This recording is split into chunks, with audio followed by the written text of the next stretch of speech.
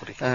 তুহিন মালিক, আজকে যে পত্রিকাগুলো হাতে পাবে মানুষ, সেখানে একটি বিষয় বেশ সবকটি পত্রিকাতেই এসছে যে সজীব ওয়াজিদ জয় একটি মন্তব্য করেছেন যে 3 দিনের মধ্যে একটি চমক দেখা যাবে এবং বাংলাদেশের মানুষ চমক দেখতে ভালোবাসেন।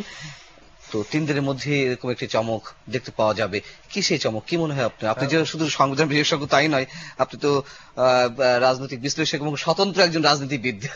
হ্যাঁ, সেই হিসেবে আপনার কি মনে হয়? যেটা বলেছেন, অবশ্য উনি নিজেও তো একটা চমক।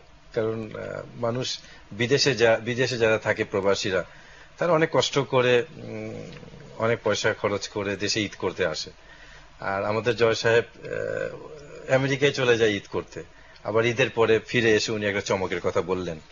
তো চমক তো উনার মন্তব্যটাই একটা বড় চমক। উনি যে কথাটা বললেন, এটা আমার কাছে মনে হচ্ছে। আর আসলে দেশে তো বিনোদনের বড়ই অভাব আমাদের দেশে। তো আমার মনে হয় ভিনদেশী একটা চমক আমরা পেতে যাচ্ছি। যেমন? আর ভিনদেশী চমক মানে একটা ভিনদেশী কোনো চমক উনি দেখাবেন। আর সাধারণ মানুষ কিন্তু আর চমক চায় না।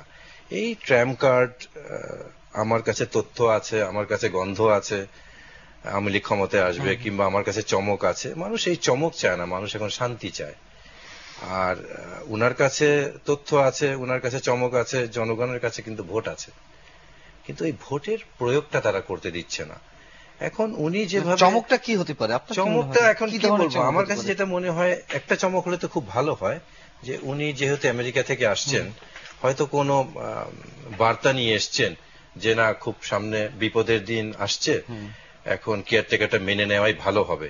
এবং সম্ভবত ওনার মাকে যদি উনি বুঝাতে পারেন, এবং আমার মনে হয় উনি বুঝিয়েছেন, হয়তো উনি বুঝে গেছেন, 3 দিন পরে হয়তো ঘোষণা দিবেন যে না, আমরা তত্ত্বাবধায়ক সরকারের অধীনে নির্বাচন করতে যাচ্ছি।